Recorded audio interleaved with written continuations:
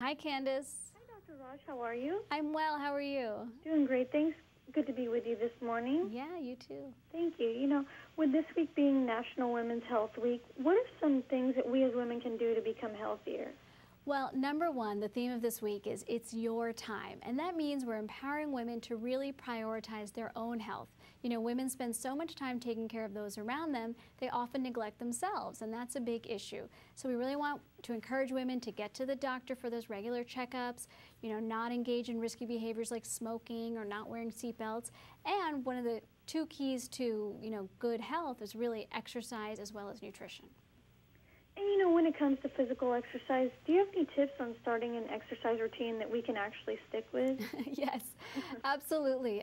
We know exercise has so many health benefits, including preventing heart disease, cancer, now dementia possibly, and it's really important to get into a daily exercise routine. But I know it's not easy, and when you're first starting out, you might be a little bit out of shape, you might experience some aches or muscle pain, and one way to address that is a topical over-the-counter solution like Aspercreme. There's no embarrassing odor, which is good for us women, and it has been clinically proven to relieve muscle and joint pain, minor pain, and even arthritis. So you want to address any pain you may have. You want to talk to your doctor if you're going to start a more intensive regimen. But really, I say small changes can make a big difference. So just starting to move more, walk more, whether it's taking the stairs instead of an elevator or parking a few blocks away from work so you have to walk at least 10 minutes to work and back, things like that can really make a difference.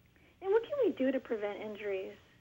Well, I think stretching is really important, both before and even after exercise. People don't realize, but stretching after exercise is important. You want to keep that circulation to the muscles so you're less prone to injuries, but also talking to your doctor as well is a great way to prevent any major injuries. Do you have any tips on diet and eating right? Absolutely. I mean, nutrition is one of the keys to really maintaining good health, and a recent study showed that 1 out of 3 adult Americans do not meet their daily nutritional requirements. So women especially need to be aware of this, and healthy snacking is a great way to get those nutrients. One great snack that I like is a beverage. It's a new beverage called Ensure Clear, which basically has 21 vitamins and minerals, 3 times the protein of juice, no fat, which is of course wonderful.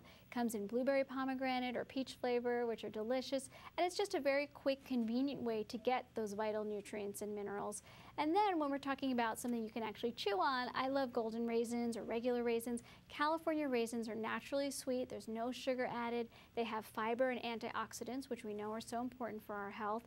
There's zero cholesterol and 0 fat, which is wonderful. And you can add it with some nuts or granola. It's a great way to get a healthy snack.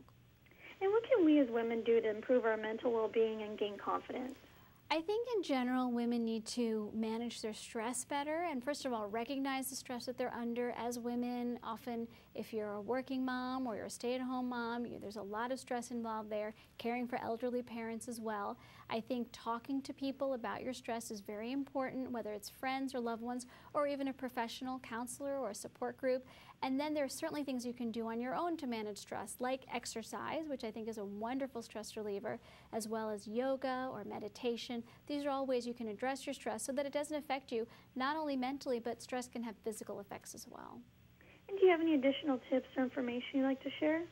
Well, I think that sleep is also something that a lot of women don't think about, but good sleep is very important in maintaining overall health as well as weight control and mental health. So you really want to try to get, at least 7 to 8 hours of sleep a day and make sure it's good quality sleep. And to learn more, you can go to the site news2know.com. It's the number 2. Well, thank you, Dr. Raj. I appreciate it. Have a great afternoon. Thank you. Thank you. Bye-bye.